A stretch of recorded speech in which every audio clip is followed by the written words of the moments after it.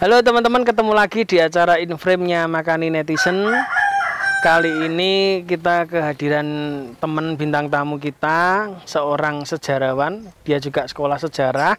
Kita akan mengulik beberapa hal tentang sejarah supaya kita juga ngerti, tapi tidak terlalu dalam. Jadi karena netizen itu kan kalau terlalu dalam mumet, ndase umup, nggak teko, betul. Jadi kita yang kulit-kulit saja. Oke, tamu kita kali ini adalah Mas Akhlis ya? Iya. Nama lengkapnya siapa aja Mas? Akhlis Samsal Komar. Waduh, angel sisan. Ya itu tadi, kayak Sentot Prawiro Dirjo. Apalannya angel. Mas Akhlis, ini saya mau tanya dulu, pendidikannya terakhir apa? S1, Pendidikan Sejarah. Oh saja, di mana? Di UNS. Solo? Iya, Solo. Oh Solo. Sekarang? Solo kok, bukan Solo. Solo? Iya, yang benar Solo itu. Bukannya Surakarta? Ya, itu kotanya. Oh, kalau udah lagi. penyebutan desa ya? Desa ya, Solo ya? Desa Solo itu. Kalau Solo itu kan orang Eropa yang menyebutnya. Solo. Soalnya nggak bisa, Solo, nggak bisa bilang Solo. Solo itu bahasa Eropa, waktu jajak sini dinamakan Solo. Solo, ya, Solo. Tapi kalau orang kita ngomongnya Solo. Iya, benar. Desa Solo. Iya. Padahal tuh kotanya Surakarta. Surakarta. Itu uniknya gitu. Waduh, iya bulet ya. Ternyata nama itu juga bulet ya. Ya kayak kabupaten, ini kabupaten kota apa Kabupaten Madiun. Kabupaten Madiun itu pun masih ada kota Caruban ini kan. Iya, kota Caruban. Loh, bingung tuh ya. Pokoknya rasa mbok pikir nanti umup ya ta. Nggak, kita gini aja Mas. Iya. Sampai berarti sekarang ngajar sejarah atau anu? Masih studi S2. Wih, duh, S2 mana? S2 di mana? UNS juga. UNS juga. Bidangnya juga sejarah. Sama, pendidikan sejarah. Nah, saya mau tanya, kok bisa senang sejarah? Kan alasannya apa? Kan ini kan bidang yang tidak semua orang pengen tuh. Iya. Wong renek duit ya.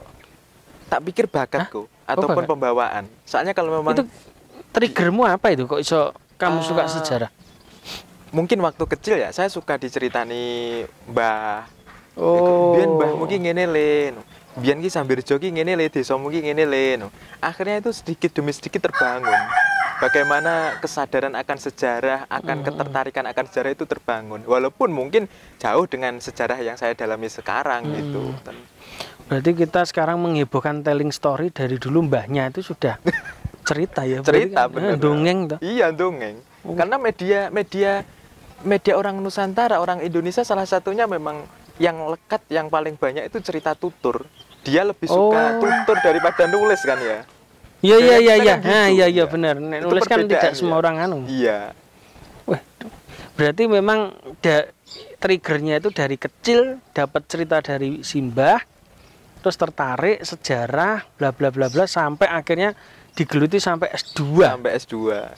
Loh, tapi sekarang sampai berarti profesinya apa? Ya nggak jelas ya karena profesinya. Soalnya kan masih studi. Oh iya. Ya, sambil jalan ya ikut-ikut diskusi, ikut mengembangkan diri lah untuk ya mungkin sedikit sumbangsi terkait Madiun dalam penulisan gitu. Nah, itu kemarin kan saya lihat di Instagram tuh ada, kalau teman-teman nanti cek di Instagram itu Cah Jero, Cah Jero ya. TJAH spasi Jero. Ya, ya N Jero. Jero. Bahasa Jawa banget, Cah Jero. Itu bikin apa sih sampean itu? Ya, itu bagian dari upaya pengenalan terhadap khasanah Madiun, khususnya kebudayaan, tokoh-tokoh di Madiun yang sekiranya bisa kita angkat, yang itu bisa menjadi role model bagi orang-orang Madiun. Ki lho, Cah Madiun ki biyen ki enek sing prestasinya luar biasa. Bapak Beton misalnya, itu dari Madiun. Betone nongko? Ya bukan. Oh bukan. Lah yuk iki wis gak ngerti sejarahku elek nilainya. Bapak Beton itu siapa itu? Insinyur Profesor Dr. Insinyur Ruseno. Itu putra dari mantan Patih Madiun. Ndoro Patih di Wungu rumahnya. Itu masih ada, komplek makamnya keluarganya juga masih ada. Yang putrinya baru wafat kemarin, Profesor Heri Tuti Ruseno itu kemarin dari UI.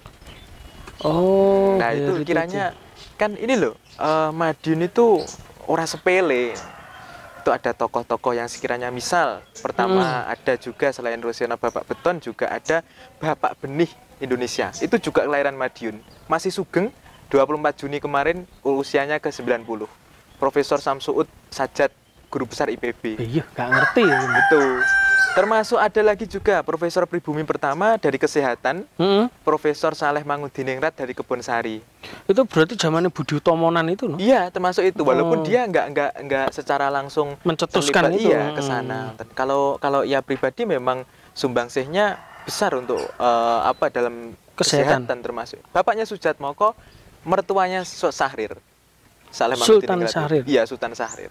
Itu Madiun. Dari Madiun itu. Popi Sahrir itu kan bapaknya Madiun itu. Makamnya bapaknya itu di Kebun Sari. Wih, berarti Madiun ini ngeri-ngeri ya? Iya.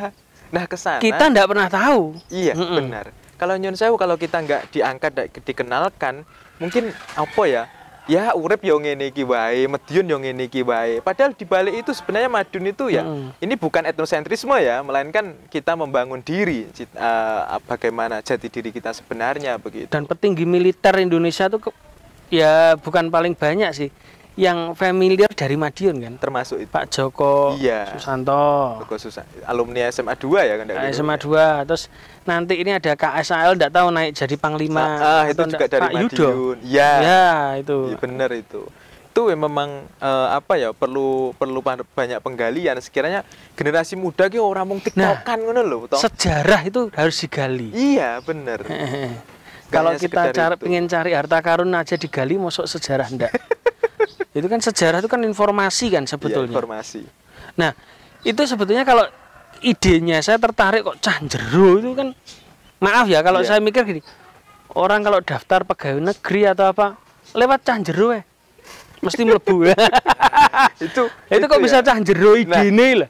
Saya pikir itu perlu pendefinisian ulang ataupun kiranya image cah jero itu ya mungkin kalau untuk kasusnya kayak selalu begitu ya, selalu begitu. Pendaftaran ya, pendaftaran apapun. Konteks ini sebenarnya begini loh, cah jero Madiun itu sebenarnya. Oh, cah jero Madiun. Cah jero Madiun maksudnya. Nah, bukan untuk konotasi ke sana. Karena memang itu perannya kita itu memang terbentuk persepsinya itu terlalu banyak yang buruk. Iya, bener. Jadi kata apapun pasti yang pertama suudon sih, mesti sing elek sih pasti. Selain itu apa lagi yo? Kok kata-kata yang sekiranya semacam itu? Apa ya? Contohnya apa ya itu? Bajingan. Bajingan. Itu ternyata orang mikul atau apa? Sapi. Sopir cikar. Sopir cikar ya, sopir sapi cikar. Bajingan itu bajingan. Iya, sebutannya. Wong jancuk itu aja katanya nama tanknya Belanda dulu. Ada yang mengatakan semacam itu. Iya toh. Itu mungkin sejarahnya jancuk itu kalau tidak salah yang saya dengar, tidak tahu ajar tuh eling pora nyeritani. Mas aja pernah cerita itu dulu kan tanknya Belanda itu kan jancok atau apa itu. Iya, ada. Lah orang zaman dulu pejuang-pejuang ono jancuk. Oh, jancuk. Lah jadi memang jancuk tuh arahnya tuh enek tangi londo lewat ke sana. Tapi jadi pisuan dan tapi pisuan. akrab kalau di Surabaya kalau pakai jancuk itu sudah. Iya. Wih, ternyata ngomong sejarah tuh luas ya. Luas. Nah, ini yang kemarin tuh kan yang sempat rame kan, ini bupati yang baru yang kemarin itu memang salah satu dalam visinya itu kan menghapuskan stigma Madiun sebagai kota PKI. Bukan kota ya sebenarnya, itu kabupaten kan itu ceritanya. Nah, itu ternyata Madiun itu seperti apa sih kondisinya, kok bisa dikatakan dulu itu 48 ya kalau tidak salah. Kalau untuk kita bicara pelurusannya itu loh kan, kan bukan PKI kan. Iya, bukan. Sebenarnya kalau dewasa ini ya, kalau kita bicara Madiun misalnya, mengenalkan orang ke Madiun, sebenarnya enggak, paradigma itu sudah berubah. Enggak lagi Madiun itu terkait dengan PKI misalnya. Madiun itu identik dengan Inka misalnya, identik dengan Brem, Dongkrek itu. Nah, kaitannya kalau untuk berpikir sampai PKI itu sebenarnya enggak lepas dari buku teks sejarah yang kiranya menuliskan Madiun itu SD. PKI 48. Kemudian juga orang-orang yang sekiranya mungkin bagian dari usianya setara dengan bapak ibu kita yang itu generasi produk pendidikannya Orde Baru, stigma Madiun PKI itu terasa. Sebenarnya bukan demikian. Konteksnya Madiun pada waktu itu kalau dibilang korban, oke lah, itu bagian dari korban. Memang kalau untuk, namun konteks 48 itu perlu kita pahami secara komprehensif, sekiranya itu memang pemberontakan PKI begitu, dan korbannya banyak dari masyarakat Madiun, pejabat, kiai dan lain-lain. Itu yang perlunya kita ke sana. Nah, yang sampai sekarang yang agak-agak menggelitik itu kiranya setiap tanggal 1 Juni kesaktian Pancasila. itu kan bupati memperingati kesaktian itu di Kresek. Kresek, Nah, monumen Kresek. konteksnya kan itu berbeda dengan Madiun 48. Nah, itu loh. Nah, itu yang perlu ini perhatikan Iya, oleh betul. pemangku kebijakan itu. Itu salah kaprah itu. Upacaranya kesaktian Pancasila, bukan kesaktian Pancasila ya, hari lahir Pancasila di monumen Kresek. Di Gak ono monumen bungane, Kresek. ndak hablum. Gak ono Termasuk- bungane. Mohon maaf tadi kalau hari lahir kan 1 Juni. Itu 1 Oktober kesaktian Pancasila. Oh, kesaktian Iya, Pancasila. 30S kemudian 1 Oktober ya. Itu kan Jakarta kan itu? Jakarta. Konteksnya antara 48 dengan 65 itu kan berbeda. Tanggalnya juga berbeda. Tanggalnya juga berbeda. 18 September kalau Madiun itu. Itu malah nggak pernah diperingati kan kita ya? Enggak ada. Nggak ada. Soalnya mohon maaf, orang Madiun nggak paham kok dengan semacam itu. Ngertinya 48. 48. Saya sampai hari ini ingetnya juga 48 Iya. toh. Tanggal dan tahunnya nggak tahu. Enggak begitu mendalami. Pokok Madiun itu 48. Padahal 48 yang bagaimana bulan berapa tanggal berapa enggak. Ya tahunya misal monumen Kresek, monumen Soco di Magetan. Ya itu baru berhenti di sana. Padahal kalau kita menelisik lebih jauh, mohon maaf itu Madiun kan memang banyak pabrik ya sekitar Madiun Raya. Pabrik gula dia. Ya. Gula, betul. Nah, kiranya dengan adanya pabrik gula tentu ada pegawai. Ya. Nah, buru-buru pabrik itu, pegawai-pegawai pabrik itu kebanyakan memang masuk ke dalam ideologi sosialis. Ya, karena kan komunis ekonomi di sana, rendah. ekonomi ya. Nah, itu yang sosok malah dilupakan. Oke lah kalau Madiun korban, cuma kita juga jangan menutup sisi-sisi lain begitu. Termasuk adanya banyak buru-buru yang beraliran ke sana, ideologi sosialis, komunis yang erat dengan kesana. Termasuk juga bagaimana membangun narasi itu juga sejarawan yang kiranya bertanggung jawab banyak untuk ke sana. Nggak sepenuhnya deh itu, Madiun PKI itu nggak sepenuhnya. Wih, ternyata luas ya. Nah, yang jadi pertanyaan tuh gini loh. Kalau oke lah pemberontakan terjadi di Jakarta. Ya karena kan pusat pemerintahan kan. Iya. Lah Madiun ini loh. Kok iso ning Madiun itu loh. Itu dari ada enggak sih kenapa kok titiknya di Madiun loh? Madiun ini kalau dipikir-pikir kan ya enggak terlalu tanda kutip. Nggak begitu. Ya mestinya kalau berontak ya di Surabaya lah minimal ya itu kan. Kota besar. Soundingnya. Kota besar. Tapi kenapa kok di Madiun? Waktu bukannya desa ya itu ya dulu. Ya. Kan zaman dulu loh ya. Ya itu tadi mungkin ya Madiun. Kenapa ya? Madiun Apa rasa ada pele ya mungkin itu di sana. Itu apa Kalau itu? untuk kita bicara konteks 48 tentu waktu itu ibu kota berada di Jogja, bukan di Jakarta. Kalau Ya. pas 65 itu, pas 65 masih di Jogja itu. Ibu kota di Jogja, kemudian memang waktu itu ada beberapa pihak yang sekiranya termasuk Musso pulang ke Madiun, pulang ke Indonesia tepatnya, ketemu Bung Karno, diminta Musso untuk itu dari mana mengamankan. sih sebetulnya? Dari Kediri. Orang Kediri. Orang Kediri. Oh. Itu masih keluarga dari Kiai juga, masih kerabatnya dari istrinya Mbah Hasyim pendiri NU. Itu masih berhubung walaupun bukan saudara dekat itu. Nah, tadi ke sana konteks 48 Dia Jogja Madiun. sebagai ibu kota, Solo, Surakarta dijadikan tempat huru-hara, chaos antara berbagai kepentingan termasuk anti Swapraja, Tan Malaka. Kemudian Madiun dijadikan itu bagian dari tempat pertempuran berbagai ideologi yang kiranya memuncak lewat peristiwa 18 September. Nah, Bung Karno kan sendiri bilang itu peristiwa di Madiun, Surakarta dan apa yang terjadi di ibu kota Yogyakarta itu nggak terpisah. Jadi masing-masing memang saling keterkaitan. Enggak, tapi kok kenapa Madiun gitu loh? Kok enggak Kediri misalnya kita ngomong Kediri? Sejak dulu kalau misal kita flashback ke belakang ya, Madiun itu sebagai bisa kalau meminjam istilahnya Prof. Peter itu bagian dari ibu kota alternatif. Ibu kota alternatif. Oh, berarti Madiun itu juga masuk ibu kota alternatif harusnya. Iya, dulu kalau konteksnya masa Jawa, konteksnya masa sebelum Giyanti atau pasca Giyanti 1755, Bupati Madiun itu sekelas gubernur sekarang. Jadi daerah wilayah Mojonegoro, Bupati Madiun menguasai, membawai bupati-bupati di sekitar Madiun, termasuk Madiun Raya itu. Kalau Kediri sudah punya bupati sendiri itu. Nah, kiranya ini yang, dan pada waktu itu antara pusat pemerintahan Jogja dengan Madiun kan jauh konteks masa itu ya. Mau ke sana tentu berhari-hari. Nah, ini loh yang mengembangkan apa ya, citra diri, jati diri Bupati Madiun ini sebagai penguasa tunggal di lokalitasnya itu. Kemudian kayak Ronggo III memberontak itu bagian dari aku ki wong duwe kekuasaan gitu loh. Madiun memang punya daya tarik tersendiri, daya dukung untuk ke sana, jauh dari pusat. Kemudian juga ekonomi mendukung. Nah, kiranya dalam sejarahnya ya karena banyak pabrik gula itu tadi ya mungkin. Ya, itu kalau untuk konteks Iya, masa iya sebelum kemerdekaan. Kalau zaman itu memang kuoso orang-orang Madiun pada waktu itu. Berarti yo gak sembarangan ya? Gak sembarangan. Memang Madiun orang sepele untuk ke sana. Dan apa ya, sekiranya yang dilupakan itu orang itu kalau secara perekonomian bagus, maka dia kritis ataupun dia bakal berani mengkritik pemerintahan yang sekiranya tidak jalan dengan dia. Dia berani pasang badan untuk berhadapan-hadapan dengan pemerintahan. Ya kasusnya termasuk Ronggo itu tahun 1810 dia meninggal berontak terhadap kolonial itu. Itu kalau ndak perekonomiannya bagus nggak mungkin. Walah wong kere kok mikir berarti perlawanan. Madiun suge-suge zaman dulu. Iya, zaman itu bisa dibilang demikian.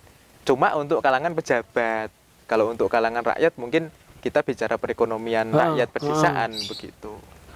Enggak, kalau kita mundur lagi, saya kan pernah dengar kalau enggak salah itu di Ndelopo. Iya. Itu ada kerajaan apa sih? Gelang-gelang. Apa itu? Ngurawan.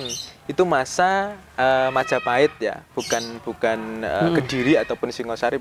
Oh, beda itu lagi sendiri. Beda, iya.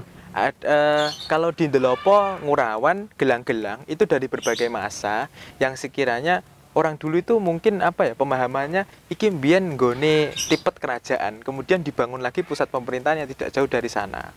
Dari masa Singosari ada, kemudian termasuk Jaya Katuang, Merah Putih itu dari Madiun. Bukan dari Majapahit? Bukan. Itu bendera laskarnya Jaya Katuang yang dibawa waktu menyerang Singosari. Sehingga kan Nyun Sewu, Jaya Katuang itu kan apa ya, punya catatan merah dalam sejarah. Walaupun dia sebenarnya nggak begitu amat begitu loh. Apa itu? Pemberontak. Pemberontak. Ya. Sebenarnya enggak. Dia apa ya? Ya hal biasa lah untuk kalangan keraton waktu itu gitu. Nah, terkait Merah Putih itu ada silsilah yang sekiranya di Ngurawan yang mencantumkan itu. Saya lupa silsilahnya apa. Merah Putih kita itu mikirnya Merah Putih Majapahit. Ya. Oh enggak, ternyata bukan iya. Gula abang apa? Gula abang. Sumsum ya apa ya? Merah Putih ya. Iya dah. Nah, ya ke sana. Duh. Sebentar. Yang kerajaan gelang-gelang itu memang kerajaan independen di luar Singosari dan Majapahit. Jadi bukan pecahan dari situ lari. Bukan. Ya. Nah, konteksnya waktu Majapahit ada salah satu putra Brawijaya V yang jadi raja lokal di wilayah Ngurawan, namanya Raden Gugur. Kemudian punya putri dinikahi oleh Raja kedua Demak, Pati Unus. Nah, itu kan sekiranya kenapa ada seorang Raja Demak harus menikahi putrinya penguasa Ngurawan? Karena posisi Ngurawan itu bisa dibilang penting, daerah strategis pedalaman yang sekiranya daerah subur yang banyak menghasilkan padi. Madiun. Iya, Demak kan pesisir kan. Oh iya, laut kan enggak mungkin pari. Ya. Itu dia harus punya pemasok dari pedalaman padi itu. Ternyata raja zaman biyen ya politis ya. Politis, benar itu. Wah, ini Madiun sawahnya tambah entek dari pabrik. Ya, bener. Ayo, itu nek misalnya pimpinan daerah mikir ya harusnya ya membatasi kan itu. Iya. Itu ngelamas sudah habis ini. Diuruk terus. Bapak itu pernah cerita kok. Lumbung pangan Indonesia itu Jawa Timur dan lumbung pangan Jawa Timur itu Madiun. Ada yang mengatakan semacam itu. Kalau untuk bicara pangan, kalau di Indonesia kan umumnya kita padi ya, nasi ya, beras, makanan pokok. Cuma Nyun Sewu, mohon maaf, kalau dibandingkan dengan Ngawi misalnya, daerah pertanian kan masih luas di sana. Luas sana. Kalau Madiun ini loh yang sekiranya perlu dipikirkan pemerintah daerah juga. Mesti ada yang lain kan? Iya. Nggak mungkin pari. Termasuk Nyun Sewu, dinas pertanian kemana saja selama ini. Wah, ini dinas-dinas harus belajar sejarah nih. Harus ke sana. Iya tuh. Ya termasuk itu tadi Bapak Benih dari Madiun, Bapak Benih Indonesia. saya sebutkan tadi, itu seorang guru besar IPB sekarang, masih Wong Medion. Wong Medion. Berarti kalau kita tarik sejarah, memang dari sejarah itu muncul orang-orang yang tanda kutip sejarah itu kan selalu mengulang dirinya sendiri kan. Kalau di sini pertanian pasti hubungannya sama benih.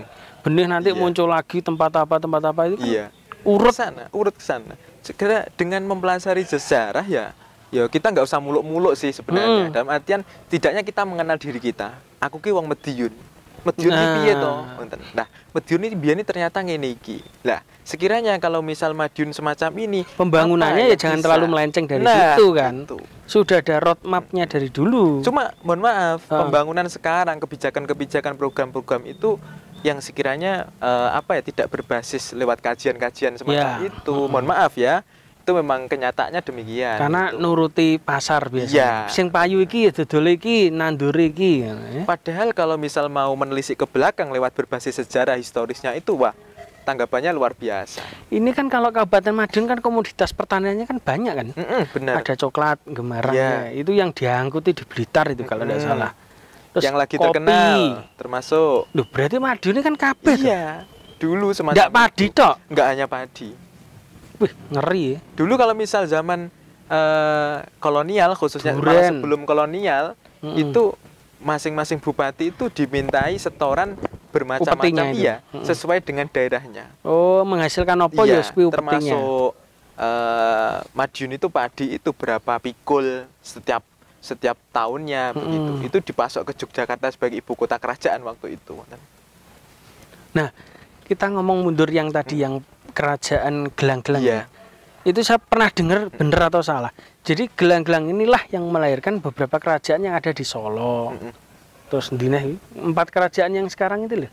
Oh, Jogja. Betul nggak sih? Jogja. Ya gini, kalau misal kita tarik ke sana agak terlalu jauh mungkin ya. Kita tariknya ke Madiun saja. Madiun itu perlu diketahui sebenarnya penyambung generasi raja-raja. Nah, itu gimana tuh? Nah, yang pertama, kasus pertama. Kita nggak asing dengan salah satu tokoh perempuan dari Madiun. Siapa kok? Retno Dumilah. Benar. Pinter ya ternyata. Apal nek Retno Dumilah. Retno Dumilah. Lah, itu Retno Dumilah itulah yang sekiranya perlu ditaklukkan. Putrinya Bupati Purwoboyo, Pangeran Timur, Ronggo Jumeno. Oh, Purwoboyo itu juga dulunya sebelum Madiun Purwoboyo. Oh, pantesan ini kan ono kolam renang Purwoboyo di stadion Hotel Purwoboyo itu tuh. Nah, itu termasuk terminal yang itu kan? perlu Purwoboyo kalau terminal. Purwoboyo, kalau yang Purwoboyo itu malah di Surabaya toh. Terminal Purwoboyo. Terminal Purwoboyo. Nah, aku pengen ke sana juga.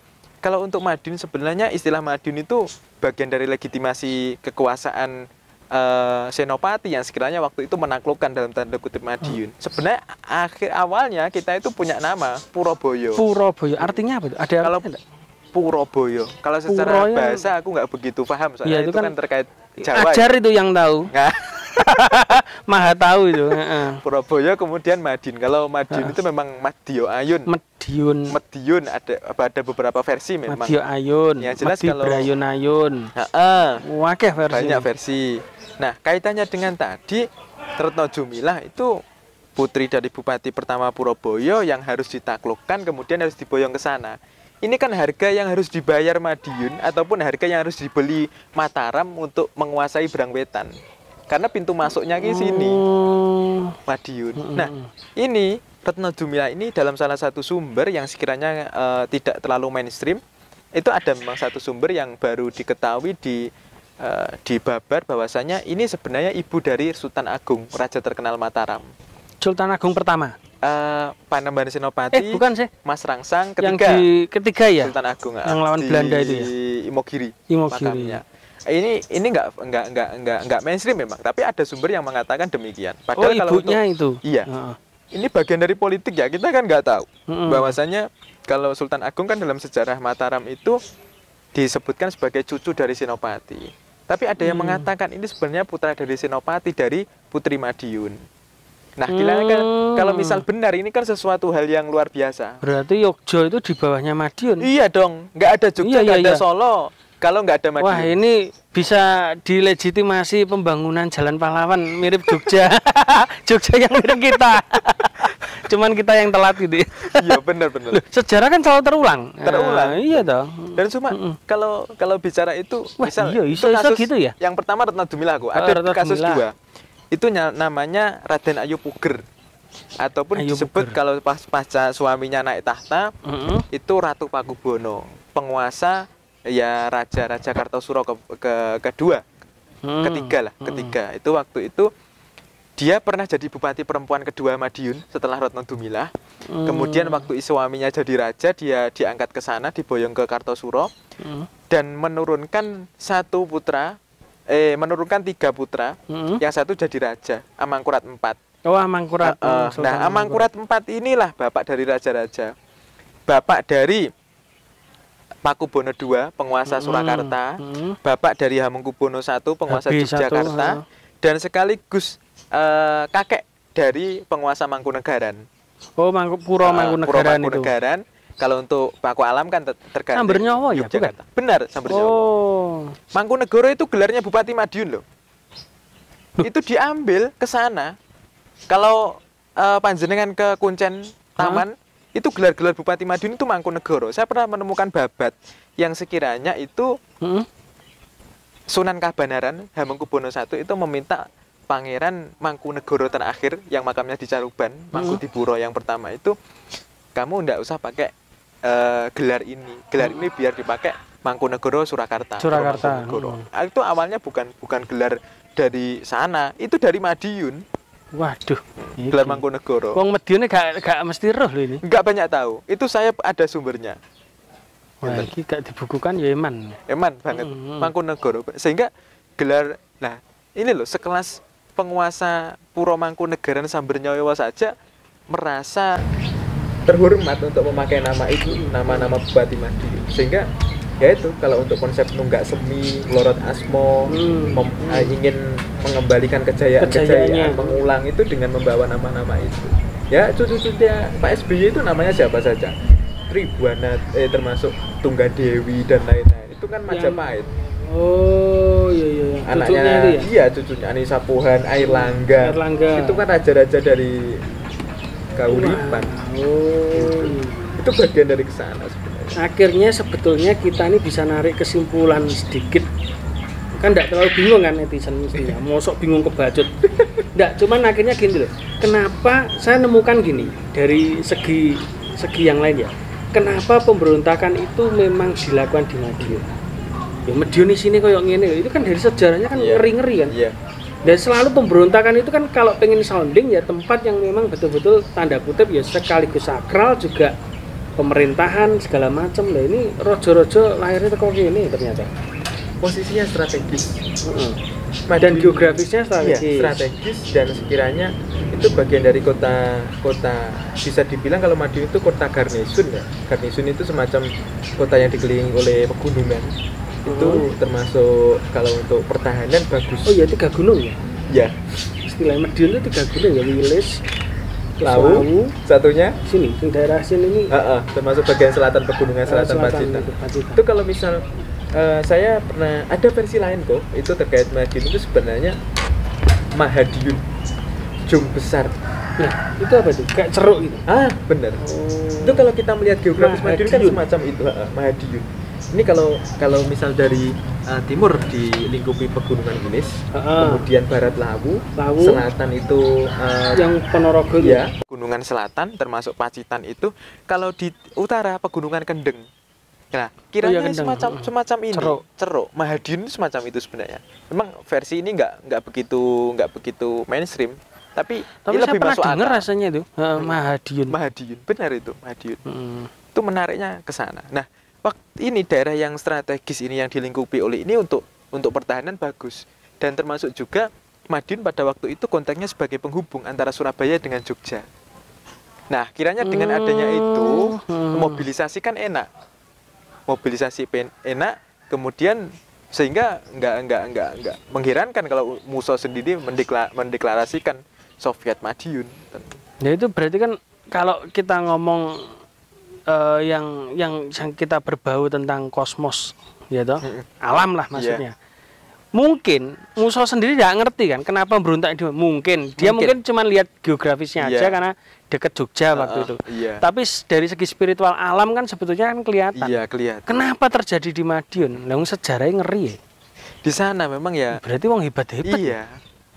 Kalau misal ya itu tadi bagian dari penghubung. Biasanya memang kayak semacam Gus Dur.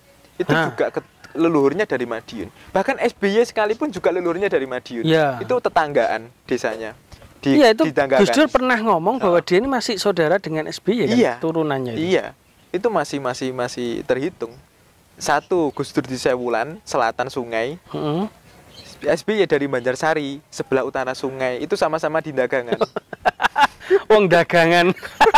Asli dagangan. Dagangan ini ngelahirnya dua presiden.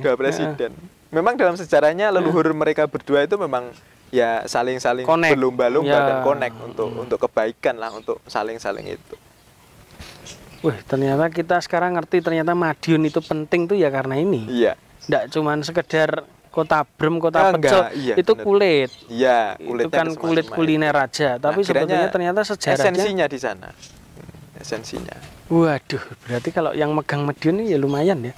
Harusnya loh ya. Tapi paham tidak? Lah, itu. Kita paham kalau ngomong tidak ke sana. Paham pora.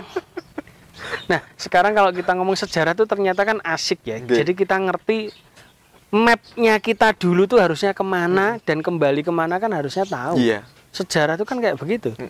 Nah, kalau dari segi anak muda sekarang, bagaimana caranya Anda ini sebagai sejarawan menyajikan sejarah dengan cara milenial yang cocok tuh kayak apa sih? Kalau sejauh ini tentu yang tidak mungkin ini ada sponsor yang nonton ya. Iya, programnya kan lumayan sejarah. Selama ini kalau dalam pendidikan memang konotasinya membosankan, bicara hafalan. Memang hafalan tidak lepas dari sejarah, memang benar. Cuma bagaimana guru itu mengemas sejarah, pembelajaran sejarah itu dengan sebaik mungkin dengan berbagai media yang ada. Misalnya kita kalau dalam masa pandemi terbatasnya berbagai sarana, termasuk juga terbatas untuk keluar, kita juga misal bisa pakai tur virtual. Tur virtual museum untuk kita mengunjungi museum ke mana saja dengan lewat web misalnya. Ataupun kita juga perlu adanya guru bisa mengilustrasikan ataupun membawa suasana masa lalu ke dalam kelas. Nah, sekiranya itu yang harus pandai-pandai guru-guru mengemas materi. Nah, jadi mohon maaf, cuma yang jadi masalah paradigma guru itu masih sama seperti yang dulu. Sejarah itu ya hafalan begitu. Ini problemnya. Kita bicara muluk-muluk media sejarah dan lain-lain, kalau gurunya saja masih dalam taraf semacam bosen, itu, ya sudah, kita nggak bisa. Nonsen itu bicara workshop media lah, nggak ngefek. Kalau misal materi paradigma guru itu masih seperti itu. Murid di kelas ketemu guru, gurunya boseni. Terus kita ini berupaya supaya tidak boseni ya percuma, karena dia sudah dapat info pertamanya kan membosankan. Nah, kiranya ini saya harapkan sumber daya guru khususnya sejarah itu yang benar-benar pandai, dalam artian memang orang yang cerdas sekiranya bagaimana bisa transfer of knowledge, transfer of value itu guru masuk. Sekarang tuh tidak kalah dengan orang tua zaman dulu kan. Benar. Telling story-nya bagus orang tua zaman dulu. Orang tua zaman dulu. Kita bisa menarik. Coba saya biasanya kan ketemu mbah-mbah nek cerita zaman biyen, cerita enak. Kita bisa ngikuti alurnya itu kayak bayang nih. Iya. Dan kita terbawa untuk kesana. Itu di kelas ngeluh wis panas nih gitu. Kenapa bisa ketera? Ya ketera apa ya? SPJ. SPJ mana guru? Sertifikasi mana ya? Iya. Bingung sertifikasi golek laptop mana ya? Ya mohon maaf memang kalau sejauh ini saya tidak menyalahkan guru sepenuhnya. Soalnya apa? Memang guru-guru itu terbebani dengan administrasi. Ya, administrasi. Itu sehingga kayak misal rencana pelaksanaan pembelajaran dulu belasan lembar, kemudian menteri sekarang itu kan 1 satu lembar saja, ringkaskan, ya. diringkas satu lembar. Nah itu kiranya inovasi demi sedikit demi sedikit yang bisa diadopsi untuk ke sana. Tapi ya repotnya kalau pendidikan di Indonesia ganti menteri ganti 11 lagi. Benar. Kebijakan itu seakan-akan ada adagium ganti menteri ganti kebijakan. Ganti kalau lembarnya dikit kelihatan nggak kerja. Aduh, mateng kon. Nah, sekarang gini, kira-kira nih kita sharing aja, siapa tahu ada sponsornya teman-teman. Saya tertarik dengan kayak tour virtual. Saya kemarin itu sempat nonton di di YouTube atau mana? Itu Buckingham Palace itu ada tour virtual 360 derajat itu loh. Jadi kita seperti diajak jalan ke museum. Benar. Nah, kemarin saya juga tidak sengaja lihat Museum Jakarta. Itu juga ada tour virtual kan? Benar. Nah, yang dikata Madiun dibuat gitu kan oke. Nah, kemarin ini saya baru dari tulisan waktu UAS sejarah lokal itu kan bagaimana kamu mengemas sejarah lokal itu menarik untuk siswa. Itu saya buat esai dan saya rekomendasikan misal kalau misal dinas terkait kurang untuk mendukung, ya itu swasta. Lah untuk sana lah swasta. Kita ini kan negara swasta toh. Badmintonnya mergo swasta makanya.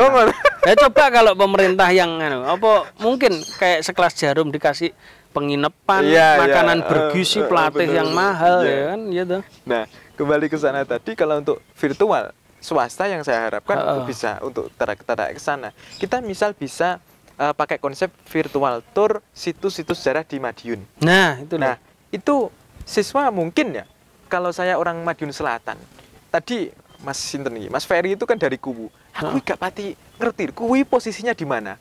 Soalnya utara. Iya, mohon maaf ya, ada kayak kesenjangan antara Madiun Selatan dengan Madiun Utara. Saling ketidakkenalan. Nah, selain itu kan dia kalau mau ke utara harus melewati kota. Loh, kok menarik kota gak situ di utara? Mampir nang Jalan Pahlawan. Nah, itu yang perlunya kita ke sana. Nah, tadi gapnya ya. Situs-situs sejarah itu setidaknya ada yang mengemas kiranya tour virtual itu ke situs-situs sejarah bagus itu. Ya, itu bagus itu. Itu saling. Jadi antara Madiun itu saling koneksinya itu kena gitu. Makanya saya kadang kalau lihat websitenya pemerintahan kan banyak yang enggak diupdate. Gitu. Yuk, terus terang memang banyak enggak diupdate. Ya? Aku bingung masuk bayari sing tukang ngedit gak enek budget gitu loh, kan eman-eman. Informasi kan sebetulnya kan dibuat gini loh, saya punya pikiran, tapi saya enggak calon bupati ya, disclaimer dulu. Enggak tertarik saya jadi pembantunya orang lain, jadi saya mending jadi bos. Jadi saya memang mikir tuh gitu, dulu saya pernah ngomong dengan siapa ya, Pak Isbani atau siapa itu, saya punya ide gitu, jadi kita buat kayak map website gitu, mapnya Kabupaten Madiun. Nanti begitu di kan ada poin-poin klik, begitu kita ngeklik kresek, itu kita masuk ya itu kayak virtual itu. Jadi situasinya 360 derajat bisa diputar-putar itu. Keren itu. Jadi mereka itu ya walaupun tidak berkunjung secara langsung tahu bener. Utara itu ketemu situs apa, jadi kan harus diupdate terus kan. Itu kalau kawan saya termasuk saya kemarin ikut baru pendaftaran ke Kemah Budaya Kaum Muda. Saya mau membawa semacam aplikasi yang sekiranya itu bisa menjadi roadmap agenda kebudayaan kasusnya untuk Kabupaten Magetan waktu itu. Cuma ini masih belum pengumuman, ini kelanjutannya bagaimana. Nah, kiranya Madiun itu bisa demikian, khususnya dalam skup Kota Caruban misalnya. Itu yang agenda di Kota Caruban itu harus tercover oleh dinas terkait ataupun setidaknya swasta lah, kalau misal semacam itu ada kelompok yang sekiranya mengcover kegiatan-kegiatan itu, jadwalnya tertera rapi, sehingga misal ada kegiatan-kegiatan menarik itu tidak tertumbuhkan. Nah, termasuk misal di sana ada wayangan tanggal berapa itu masuk jadwalnya ada. Misal etos ini ada acara apa lagi, itu ada jadwalnya. Jadi mereka orang Madiun khususnya misal Caruban di sini itu tahu gitu loh, yang Caruban itu ono semacam kegiatan agenda semacam ini.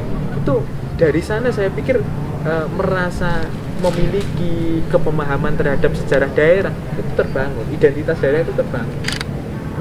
Mohon maaf, nggak sekedar jargon kota pendekar ataupun kampung pesilat, itu kurang mengena kalau untuk familiar. Dan sejarahnya tuh kota raja-raja. Nah, iya toh. Iya no, kene mbok-mbokane raja-raja. Iya benar, kota raja-raja. Terus ngono sudah harus mewakili semua itu. Mewakili semua. Mau ngapain kowe pek presiden nang kene rajane Iya. apa? Iya. Iya toh, harusnya gitu. Ke sana. Ya, teman-teman kapan ini yang bisa buat website yang versi virtual nanti hubungi saya, nanti kita rembukan ya toh. Ini terserah nanti hitungannya gimana ya. Nanti minta ajar duitnya itu. Tak undang sisan si ajar itu. Jadi kita nanti pengennya buatnya kayak gitu. Jadi nanti ada kegiatan di desa mana, budaya apa lah, kita nanti bisa ngikuti secara virtual. Benar, keren itu bagus itu. Dan terutama kemarin tuh saya kan pernah ngobrol dengan beberapa orang. Ini terakhir-terakhir ini kenapa banyak situs sejarah itu bermunculan? Iya. Fenomena alam apa itu ya? Loh iya toh, yang di Kediri kan ditemukan Mojokerto muncul apa batu apa gitu. Ya mungkin kita sudah agak jauh dari leluhur. Bisa Nesu jadi sampai demikian. metu ya. Iya, harusnya semacam itu. Lah ya sampai ketemu apa itu kayak Linggayoni di mana, di waduk mana, itu kan ada kan. Kan memang kalau untuk kita bicara modernitas, kita bicara globalisasi, tentu itu jauh dengan peninggalan-peninggalan leluhur itu. Nah, kiranya kontekstualisasi dengan zaman sekarang itu perlu digali lagi, itu loh identitas jati diri suatu bangsa.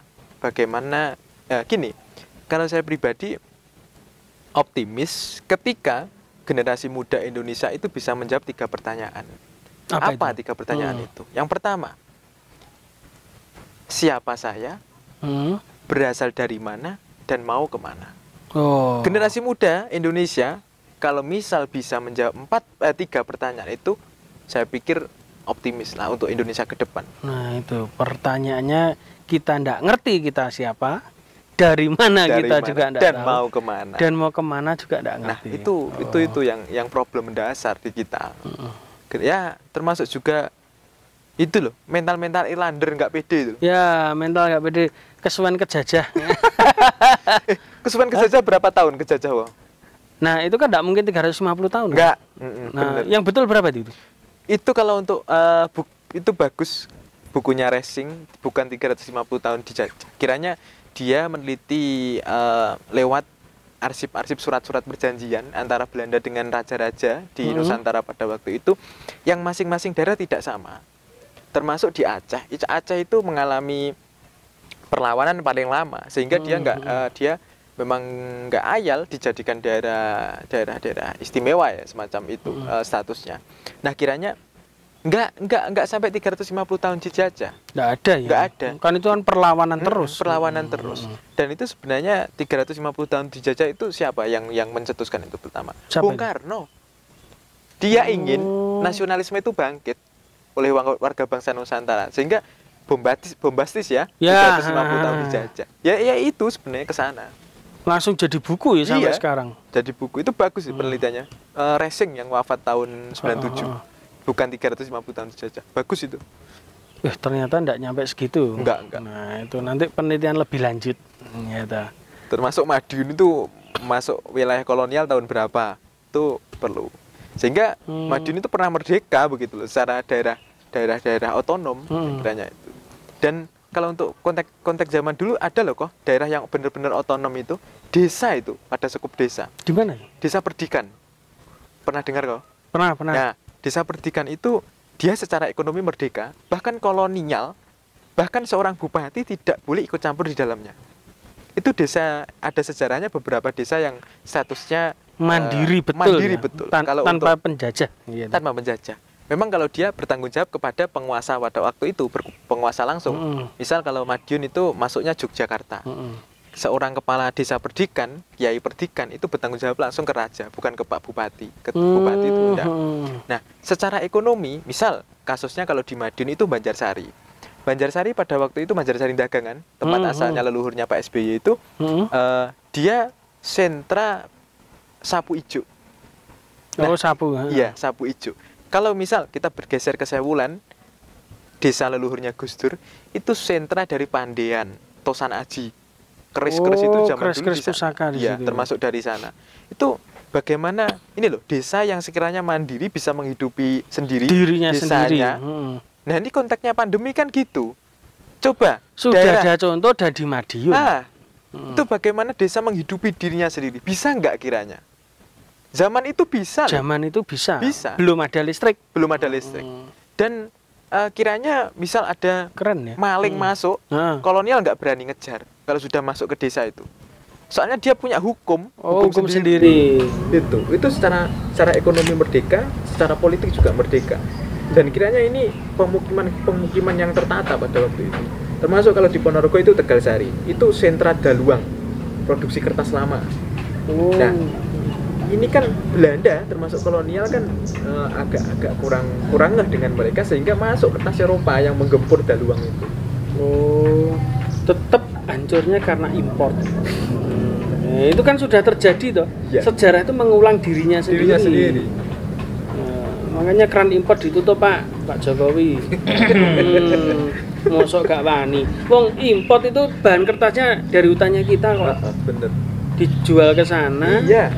Kita yang kebanjiran, ya tahu mereka buat kertas, kita beli hasil dari hutan kita. Benar. Yang membuat kita kebanjiran. Kan aneh dan lucu ya. Iya, lucu.